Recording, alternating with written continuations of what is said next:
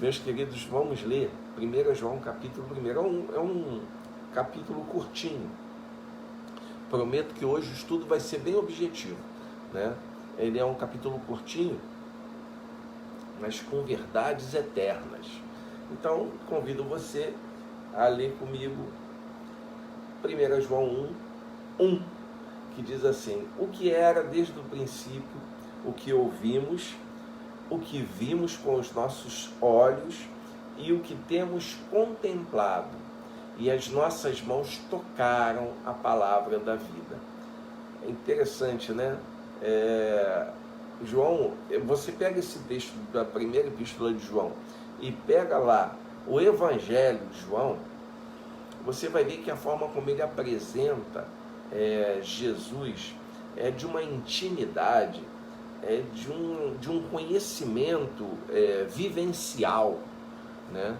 Não é um conhecimento meramente teológico, acadêmico, não é um conhecimento que vem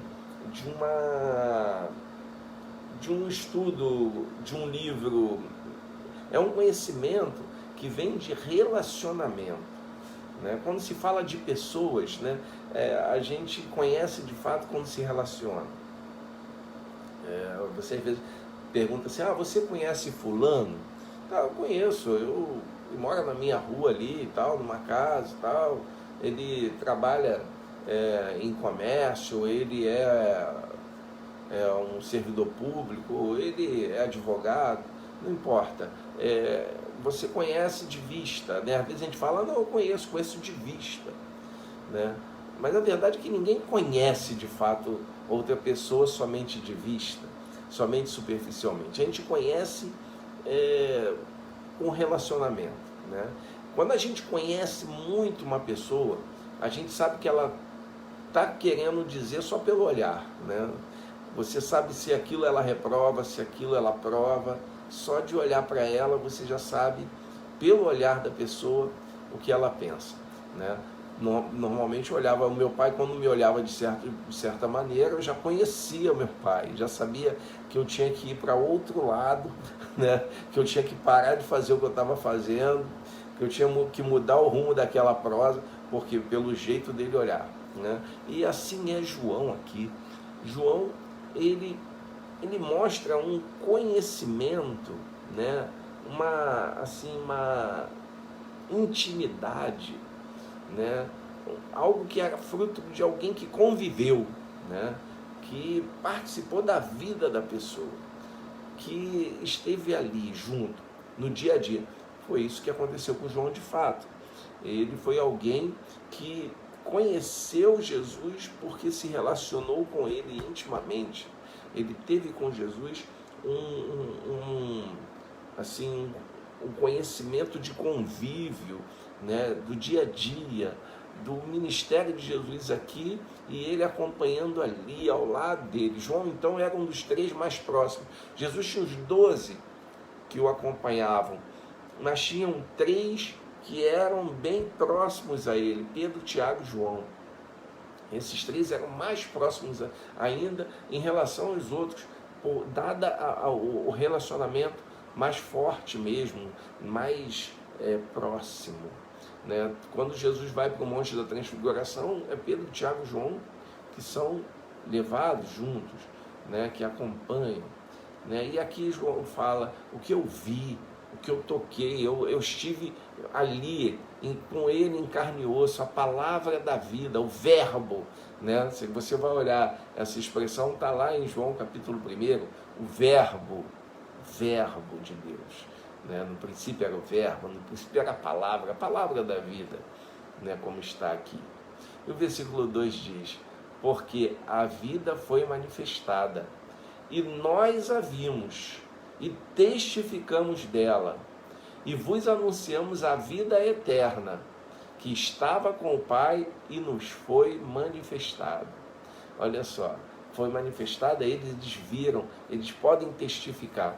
Vocês sabem que os escritos do Novo Testamento, os evangelhos, especialmente os evangelhos, né, mas outros textos como essa epístola, tudo isso foi escrito porque esses homens começaram a ver que eles estavam envelhecendo, alguns sendo martirizados, né?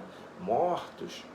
Então eles começaram a se preocupar em transmitir esse evangelho, em escrever. Por isso que assim surge o Novo Testamento, né? O Espírito Santo foi movendo as pessoas para que eles escrevessem, porque muitos no início da igreja eles achavam o seguinte: Jesus volta logo, né? Então Jesus voltando, a gente já está aqui pronto esperando.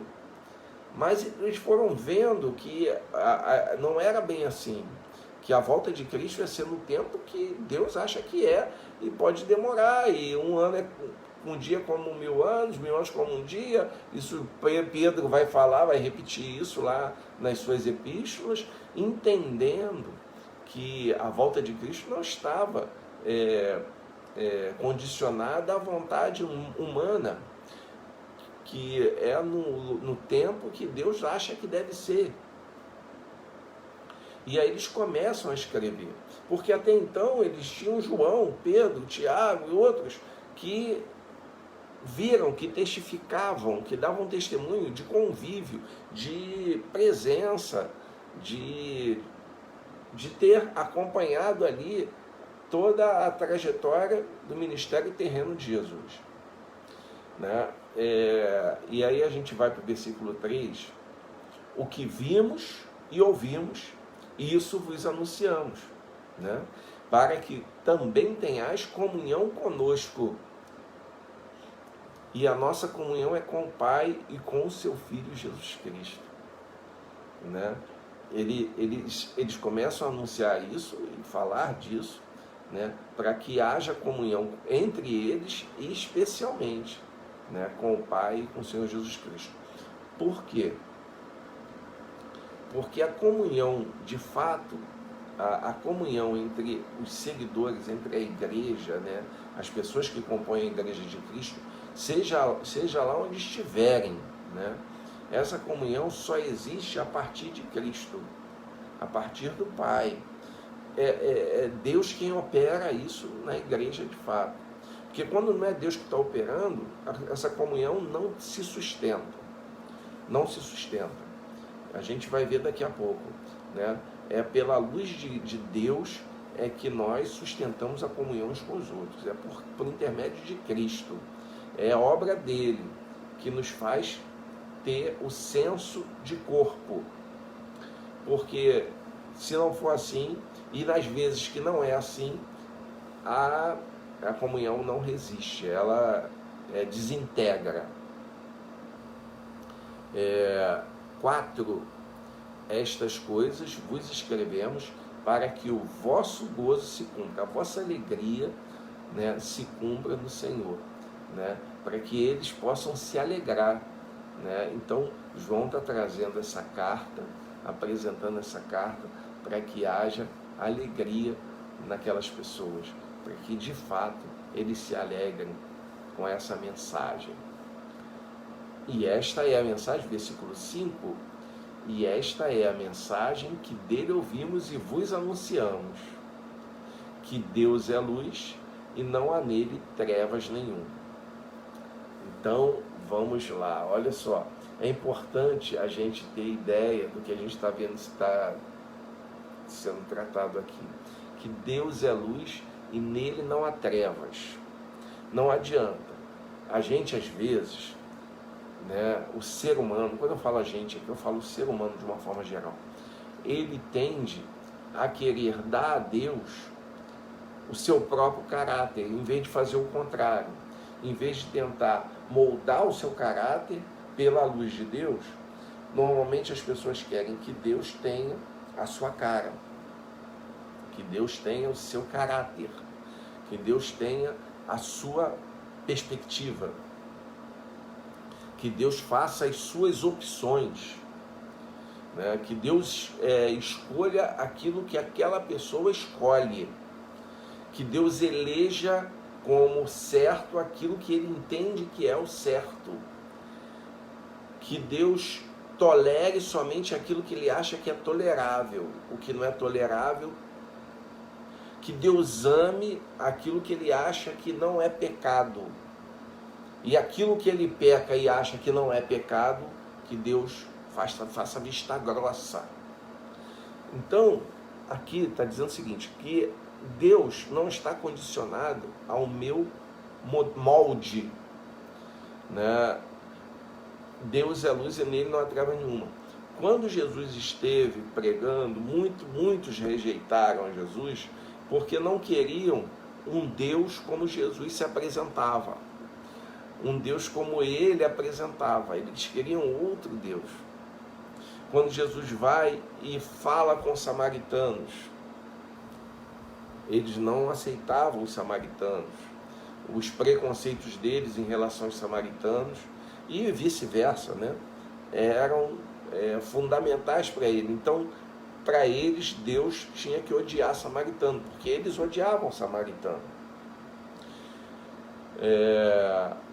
Deus tinha que odiar os não-judeus, porque eles eram judeus e entendiam que Deus tinha que amar só judeu. Deus tinha que odiar romano. Olha que coisa, o romano era o opressor, então, se era opressor, Deus tinha que odiar aquele opressor, porque Deus era só dos judeus, e não amava romano, e detestava romano na mente deles. Aí vem Jesus e faz o quê? Um centurião, né, um comandante de um grupo de soldados romanos, 100 soldados, né?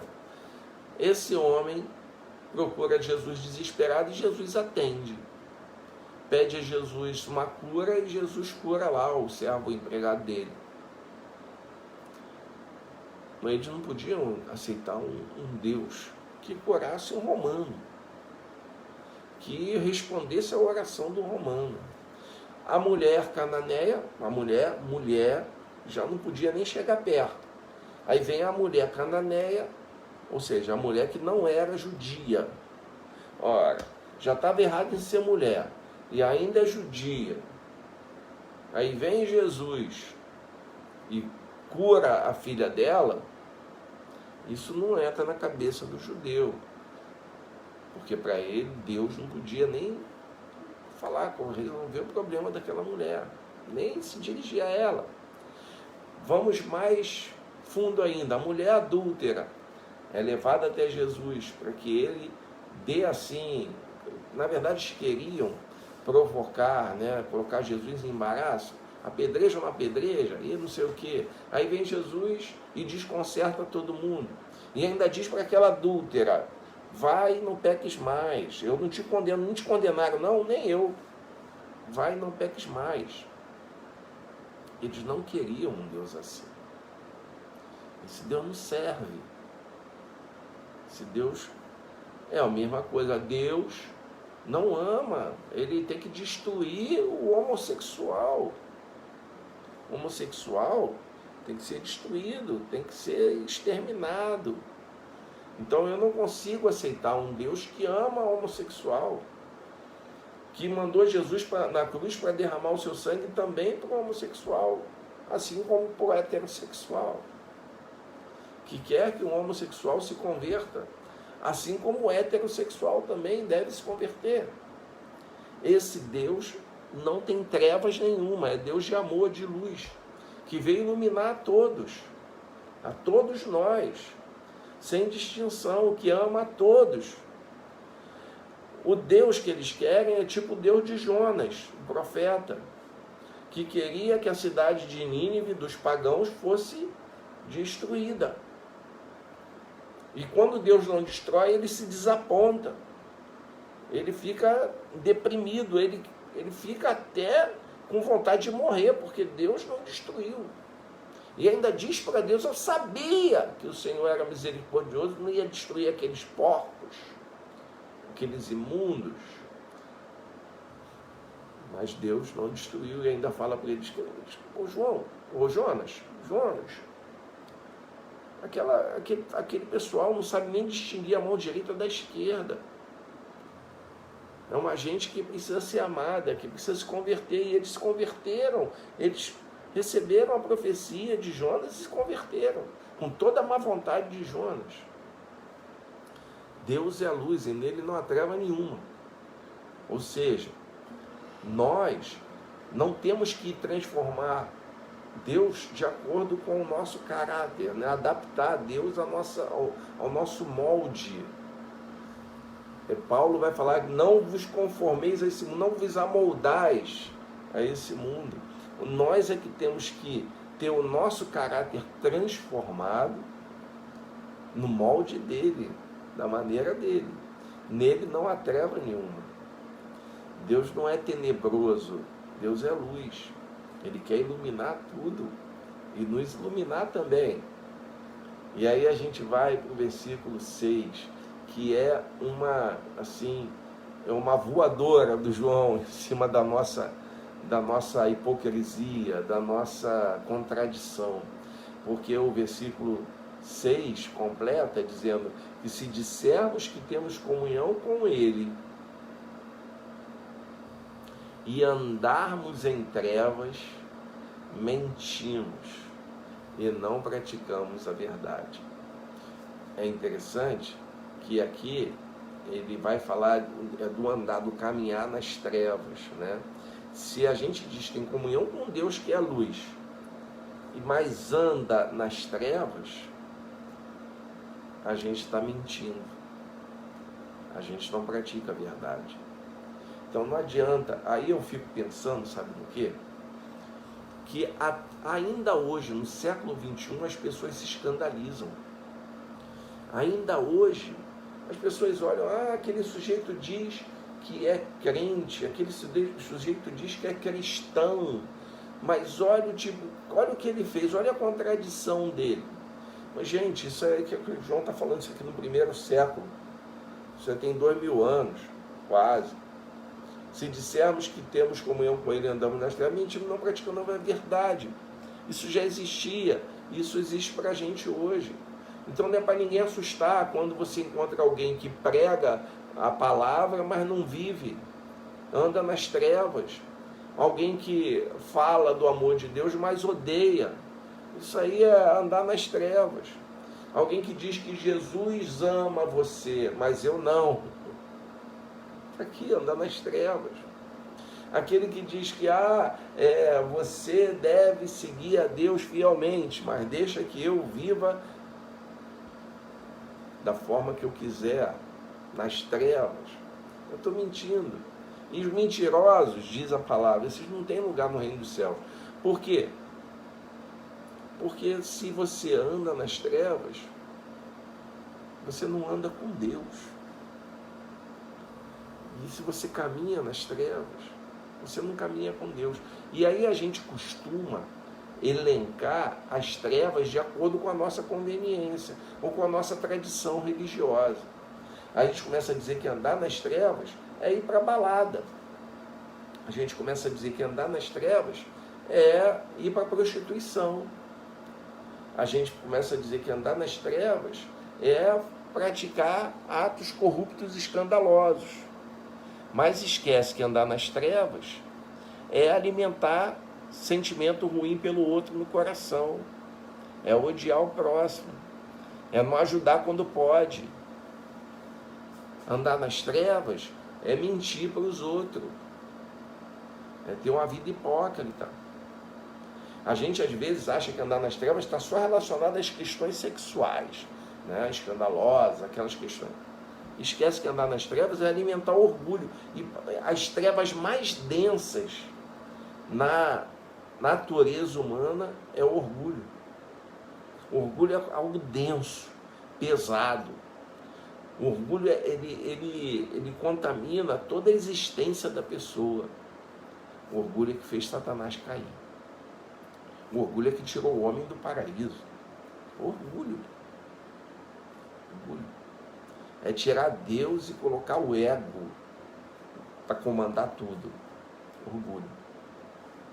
Se dissermos que nós temos comunhão com Ele e andamos nas trevas, Ele está mentindo.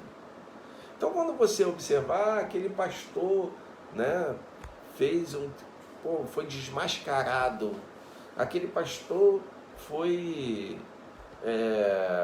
apareceu aí um furo dele aí, né, um adultério dele, um roubo dele, uma corrupção dele. Aquele político evangélico, né, que ficava aí nas portas das igrejas fazendo propaganda aí, né, de que ele ia levar os valores da família.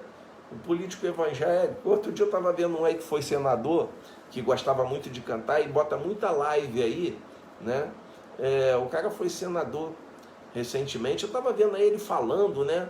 Defendendo a tese dele, defendendo os valores da família. O cara foi senador e trocou a mulher dele por outra lá no Senado, né? E abandonou a mulher dele, tinha um amante lá e trocou por outra. Aí você fica escandalizado. Como pode um cantor evangélico, um pastor evangélico, um bispo que é político evangélico, que é eleito deputado, senador aí, faz um negócio desse? Estou escandalizado. Você ainda se escandaliza com esse tipo de coisa? Tá aqui, 1 João 1,6. Isso aqui já está um tempão aqui na tua Bíblia, tu nunca leu? Se está dizendo que tem comunhão com Deus, mas anda nas trevas, está mentindo. Não pratica a verdade, é cascata. Não é para eu ficar... Não. É para eu saber que já era assim na época desse cara aqui que escreveu isso, do João. E é assim hoje com a gente também. E aí eu tenho que olhar para mim. Se o que eu faço aqui, se o que eu vivo aqui no meu trabalho, aqui na minha igreja, na minha vizinhança, dentro da minha casa, se o que eu faço está mais para a luz ou para as trevas. Porque se tiver com as trevas, eu sou um mentiroso. Não pratico a verdade. É o que João está falando aqui. E isso aplica a mim, a você e a todos nós. Então tem que olhar como que eu ando na luz. Aí vem o versículo 7. O versículo 7, ele é famoso, né? O sangue de Jesus tem poder para nos purificar, né? Mas se andarmos na luz, como ele na luz está, nós temos comunhão uns com os outros. Olha só que interessante, eu vou até aí desse versículo. Se andarmos na luz, como ele na luz está, nós temos comunhão uns com os outros. O que vai fazer a gente ter comunhão duradoura, o que vai fazer... Igreja vem disso, dessa comunhão uns com os outros. E o que nos une, o que nos faz ter esse senso de corpo, esse senso de que um completa o outro, esse senso de que nós somos ligados uns aos outros, nessa comunhão, nesse vínculo de amor que deve nos unir, o que vai fazer isso é andar na luz dele. Se andarmos na luz como ele na luz está, ou seja, andarmos na luz de Deus, na luz do Senhor Jesus Cristo, aí sim nós teremos comunhão uns com os outros. Porque se minha comunhão contigo for apenas baseada no fato de você pensar igual a mim, de você ter as mesmas preferências políticas que eu, essa comunhão daqui a pouco vai sucumbir. Ela vai se desintegrar. Porque se for baseado só em nossas afinidades sociais ou políticas, ou até clubísticas, né? Você torce para o mesmo time que eu, então eu, né, tenho afinidade contigo. Daqui a pouco isso se desintegra. Na primeira crise isso se desintegra. Mas se a nossa comunhão é baseada no fato de andarmos na mesma luz, aí sim, é algo duradouro, perene, é algo que nos une para a eternidade, não é só para aqui não, porque a nossa comunhão é da luz, é de andar na luz.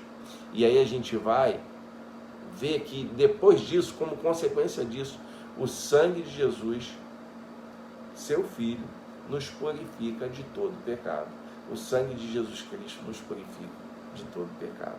É interessante a gente lembrar que quando João falou disso, possivelmente ele estava vendo, né, no contexto da época, existiam alguns cultos, alguns deuses, o mitraísmo, né, uma divindade com o nome de Mitra, né, que era um deus, uma divindade que matava, em algumas culturas, essa mesma, que dá origem à Mitra, ou semelhante à Mitra, era até uma figura feminina, em outras masculina, né?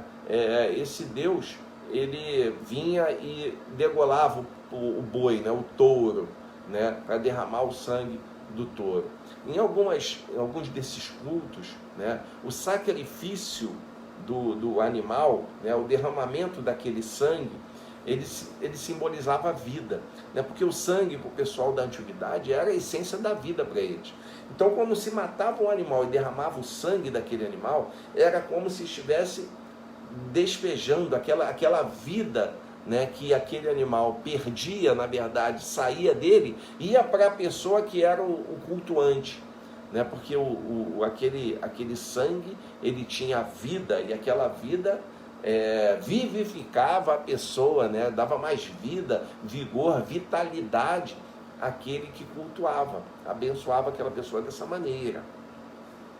Em alguns cultos, inclusive, o boi, ele ficava num estrado superior, né?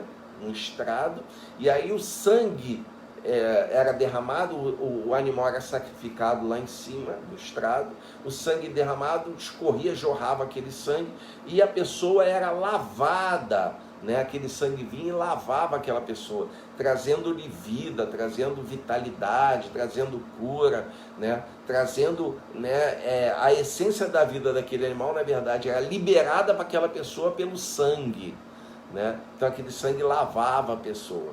Isso era comum, esses cultos aconteciam. Eu já citei isso algumas vezes, naquele filme do apóstolo Paulo, que a gente até a igreja foi no cinema, né? Quando a gente podia ir no cinema todo mundo junto, a gente vai voltar aí, se Deus quiser, né? Quando puder, for liberado, todo mundo imunizado, a gente está lá todo mundo junto no cinema assistindo de novo os filmes maneiros. Aquele filme de Paulo tem uma cena que o sujeito que ele está pedindo lá uma bênção para a filha dele, né? Então ele toma um banho do sangue do animal. Então aquele sangue lavava a pessoa. Aqui João vem falar o seguinte: olha, o sangue de Jesus Cristo, Filho de Deus, nos purifica de todo pecado. Nós somos lavados pelo sangue. Não lavados pelo sangue, aquela substância, né? Que não é o sangue exatamente de Cristo que é derramado sobre nós fisicamente, mas é pela fé no sacrifício dele, no seu sangue derramado lá na cruz, naquele símbolo que a gente tem na ceia, né? O sangue de Cristo derramado lá na cruz pela fé.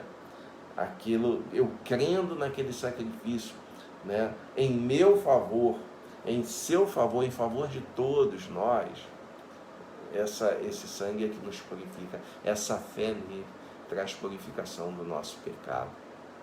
Quando eu entendo dessa forma, né? Quando eu lembro que aqueles homens derramavam sangue do animal para se vivificar, para ter purificação também, para ter vitalidade, né? Um sacrifício morto, inútil, vem Jesus e faz o sacrifício definitivo.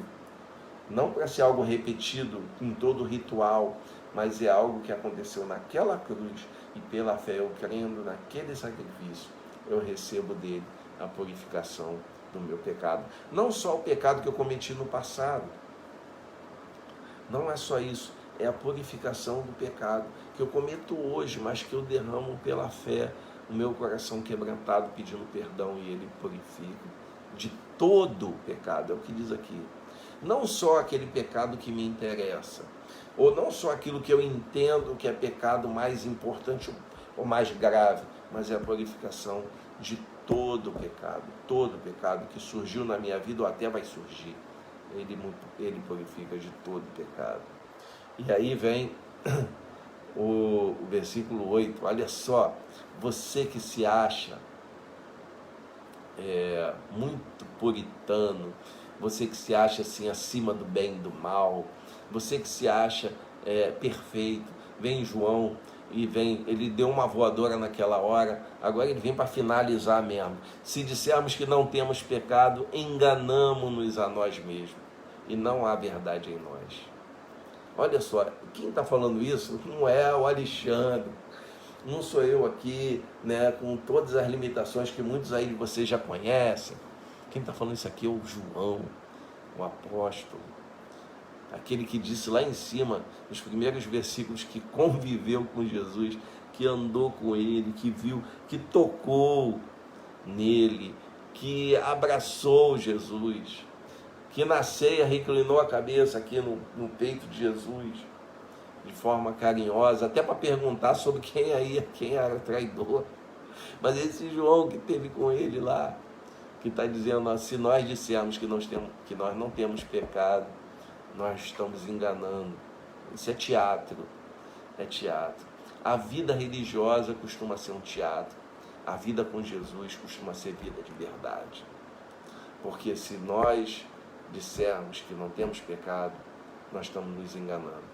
Mas se reconhecermos nossos pecados, é o que diz o versículo 9, se confessarmos os nossos pecados a Ele, e Ele sabe que nós temos, e nós sabemos também que temos, se nós confessarmos os nossos pecados, Ele é fiel e justo para nos purificar os pecados. Aliás, para nos perdoar os pecados e nos purificar de toda injustiça. Se dissermos que não pecamos, fazemos-o mentiroso e a sua palavra não está em nós. Então, a primeira coisa que a gente tem que reconhecer nessa história toda é a seguinte: sou pecador. Sou pecador. Porque se eu disser qualquer coisa diferente de que sou pecador, se eu disser que não sou, se eu disser que não preciso de perdão, que eu não preciso de confissão, que eu não preciso derramar meu coração quebrantado diante dele e dizer, Senhor, eu sou pecador, me perdoa. Se eu não tiver essa atitude, eu estou querendo dizer que ele mente. Porque ele disse que eu sou pecador. Lá na cruz, ele mostrou que eu sou pecador. Então, a primeira coisa que eu tenho que fazer é dizer, pequei, sou pecador, preciso de perdão.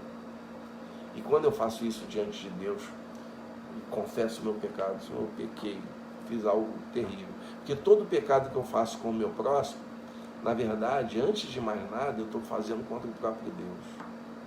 Pequei, Senhor. Pequei. E se eu pequei, me perdoa. E eu tenho que ir lá, no meu irmão lá que eu ofendi, e falar, meu irmão, me perdoa também. Me desculpa. Me perdoa porque eu não agi certo com você. Perdoa.